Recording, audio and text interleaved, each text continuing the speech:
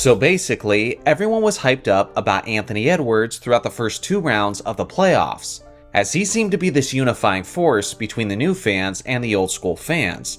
If we're being honest, he physically looks like MJ, he plays the game like Dwayne Wade, and he has the confidence of Kobe Bryant. In many ways, he encompasses many of the special attributes of players from generations past. But is he really worth the hype? Is this kid as good as advertised? Obviously, we can't know what his resume will look like until it's all said and done. But at the very least, we can compare Ant at the age of 22 to other great shooting guards of the past at that same age, especially now that his season is all wrapped up. I think there are 5 other shooting guards in NBA history who are worthy comparisons to Edwards, based on their production and their accomplishments at that age. Now, as we look at these comparisons, I want us to do our best to forget everything these guys did in their careers later on, and just focus on where we're at this point in their careers. First off, Anthony Edwards at 22 versus Devin Booker at 22. Let's start with Ant. He started and ended his 2023 to 2024 season at the age of 22, and he played 79 of the 82 regular season games. On the year, he averaged 26 points, 5 rebounds, 5 assists, and 1.3 steals on 46% shooting from the field. He was a tremendous two-way force as he led a talented Minnesota group to the 3rd best record in the Western Conference, and eventually all the way to the Western Conference Finals before being eliminated by the Dallas Mavericks. Now, Booker was 22 during the 2018 to 2019 regular season, and that year, he averaged nearly 27 points, 7 assists, and 4 rebounds on 47% shooting. At this point, Booker already had some historic scoring explosions, like his 70-point performance in 2017, and he nearly had 3 straight 50-point games back in the 2018 and 2019 season. We have to acknowledge that Booker didn't have the supporting cast that Ant had, which contributed to his Suns finishing that season with an awful 19-63 record. From a pure scoring standpoint, you could argue that Booker was further ahead at this point than Ant.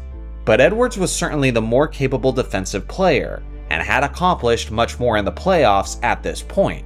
For these reasons, the slight edge goes to Anthony Edwards.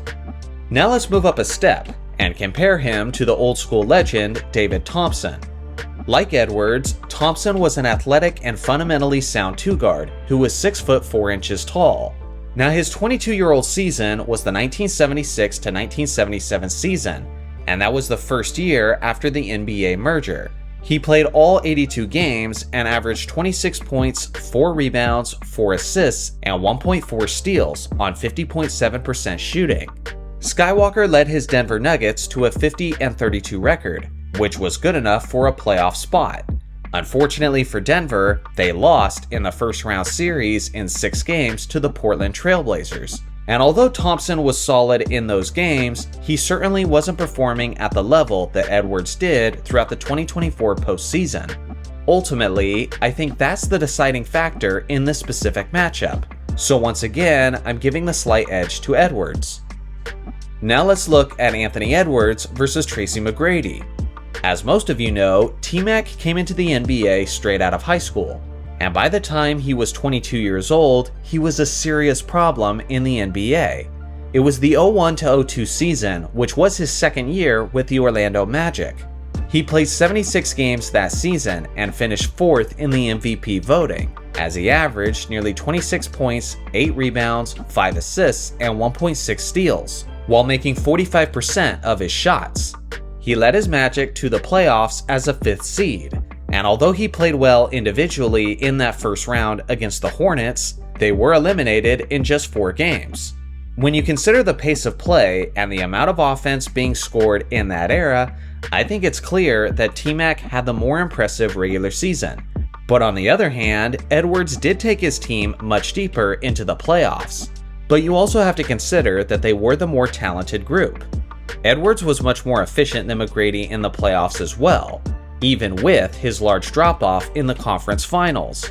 Ultimately, I'm calling this one a draw, as T-Mac was much better in the regular season, while Edwards was much more impressive in the playoffs. Now we move another level up and compare Ant to the one he's been constantly compared to, Michael Jordan. From the very beginning, MJ's greatness was visible in the NBA. His rookie season was actually his 22-year-old season, and that year, MJ won the Rookie of the Year, while playing all 82 games and averaging 28 points, 6 rebounds, 6 assists, and 2.4 steals on 51.5% shooting. He led Chicago to the NBA playoffs, but they were outmatched by a much more talented Milwaukee Bucks team, who eliminated the Bulls in just 4 games. Although he put up monstrous averages in the series and scored nearly 30 points a night, it was far from his most efficient series, as the Bucks' Sidney Moncrief did a solid job of containing MJ. Obviously, Edwards had the more impressive postseason, but when you consider the fact that MJ had already led Team USA to the gold medal, and he had defeated a team of all-stars that prior summer, I think it's fair to give MJ the edge in this 22-year-old comparison, even at his rookie stage.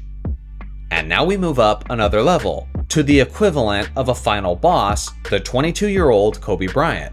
It was the 2000 to 2001 season, and Kobe's Lakers were the defending NBA champions, and obviously the lion's share of the credit went to the finals MVP, Shaquille O'Neal. With that being said, Kobe took a massive leap forward during their second championship season, and that year, he averaged 28 points, 6 rebounds, 5 assists, and 1.7 steals on 46% shooting from the field.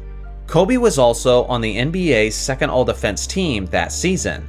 Famously, Kobe and Shaq led the Lakers to a 15-1 championship run as they swept through the entire Western Conference competition.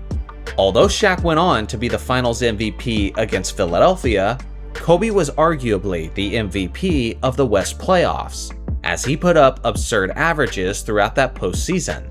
For me, Kobe has the clear edge at the age of 22, given his two-way dominance and given his historic championship finish. So as you can see, it's clearly too early to elevate Edwards into the conversation of the greatest shooting guards of all time. But if we're looking at just shooting guards at the age of 22, then he's right in that conversation, and is more impressive than many Hall of Famers, with the exceptions of Kobe Bryant, Michael Jordan, and possibly Tracy McGrady as well. So what do you guys think? Is Anthony Edwards the best 22-year-old shooting guard that we've ever seen? And if not, how many guys are ahead of him for you? I look forward to hearing your thoughts in the comments section below. Thanks for watching as always, make sure to like and subscribe for more basketball content, and I'll see you guys in the next video.